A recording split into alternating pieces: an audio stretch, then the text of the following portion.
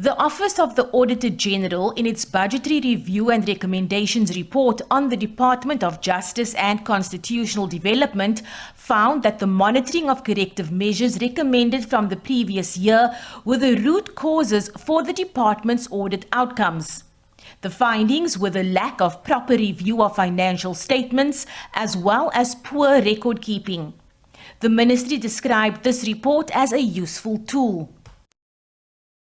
For over 25 years now, in the executive for more than 10 years. This is the best Auditor-General presentation that I've ever come across. Thorough, meticulous, comprehensive, incisive, and I can just say to you, Chairperson, and to the Portfolio Committee that the Minister and I will certainly take this very seriously. The department's failure to meet targets in maintenance matters in over 740 magistrates' courts remains a concern. The delay in maintenance matters perpetuates gender-based violence. We cannot expect people to look after their children if we cannot even get maintenance matters finalized. As well as the failure to deal with recommendations relating to the backlog of court cases.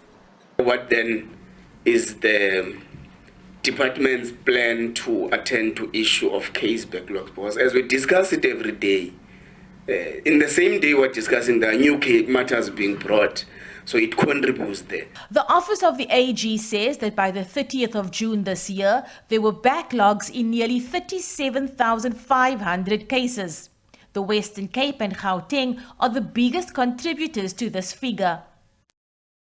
Agreed to do is to take it to the JCPS cluster, the Justice, Crime Prevention and Security cluster, and that's where also maybe the political leaders will need to assist so that the deputy ministers from the different parts, including Public Works, will need to look into this matter, because ultimately it's not only the judiciary. The judiciary has its own contribution, and maybe for fairness part, and the legal aid as well, where either legal aid due to budget cuts doesn't have sufficient number of lawyers who will make sure that cases proceed. So the question of backlog is not as easy as just a mere administrative issue.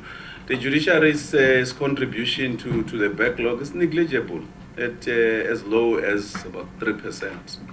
But it's the totality of different factors. In closing, the committee chairperson noted that Parliament is not in favour of budget cuts to any government entity because of the impact on service delivery. He said departments must spend their budgets well in order for the request for funds to be increased, especially in this constrained economic environment. Abra Babia, SABC News, Parliament.